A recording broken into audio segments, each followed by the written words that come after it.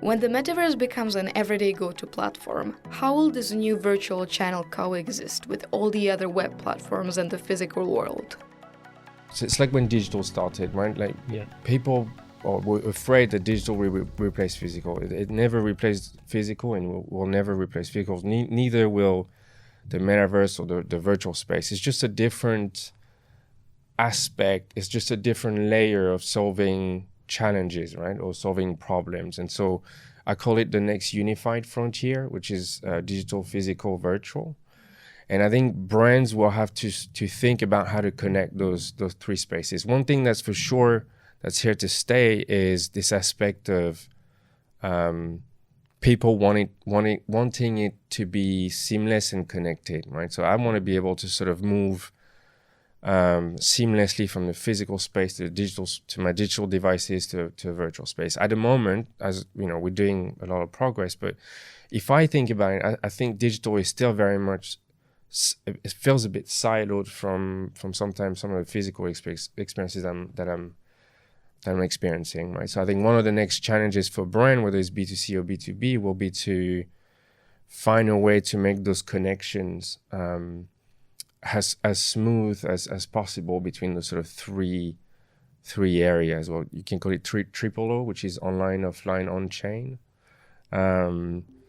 But yeah, no, I think there's loads of benefit, but I don't think you'll ever replace the physical world. There are many companies entering the metaverse right now, mostly luxurious brands like Gucci, Balenciaga, Burberry, but also Coca-Cola and others. What are they getting out of it, other than awareness?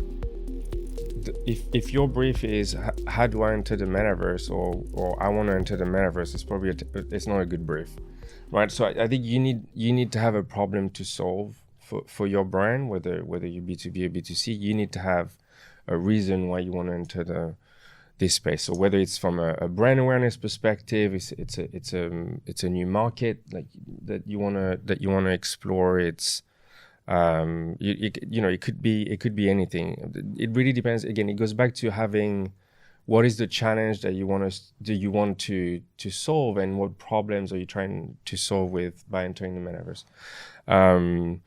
But like I said, I think at the moment, it's much more of a brand awareness sort of play that it is a profit game, right? Because from a commerce perspective, the metaverse is still in its infancy. But from a brand awareness standpoint, we're seeing a lot of things.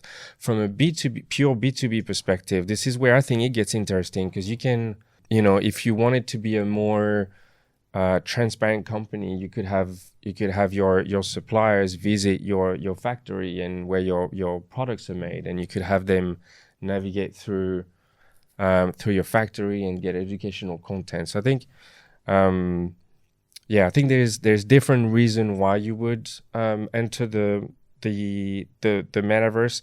Another reason I think is beyond the aspect of allowing brands to create immersive experiences for the consumers, because at the core of it is that, right? If it's a 3D virtual environment, I think it's giving the opportunities for brands to be present in a virtual world, just like they are in a physical world, right? So again, going back to Decentraland, if you can create your own space, if you can create your own virtual world, you can have people sort of walking into your store, walking into your factory, and start interacting with an avatar of your employee, of your front of staff. I mean, it sounds crazy, but it's another, again, like I said before, it's another layer of the experience. And I think I think a lot of people, especially the younger generation, will enjoy that. I did the other day, I did a talk, and we're talking about the B2B audience and how it's changing. And I can't remember what the numbers were, but there's a huge number of Gen Z and younger millennial, right? Because millennial is I think the older millennial have 41 or 42. Mm-hmm. So it's but more the younger millennial and Gen Z. In 5 years, they represent a huge portion of the B2B workforce, and so those are people who are what we call digital native. So they were born with a device in their hand. They know they're on those platforms today. So they expect brands to, to be there in those space. And I think you can't think of the metaverse as being something that's just a trend. I think you have to get ahead and you have to invest, even if it's like everything else. There's always going to be a test and learn phase.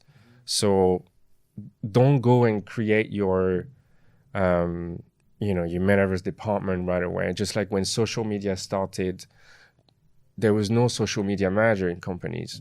So they've employed agencies to sort of help them dab into this world. And it's a test and learn approach, right? So I think my recommendation is have a similar approach. Go work with an agency of your choice and test that space to see what, I suppose, educate yourself about the space, understand why should your brand be in that space, and how to maximize this space, right? And really what problem are you trying to solve? Because if your brief is, I want my brand to be in the metaverse, that's not a very good brief.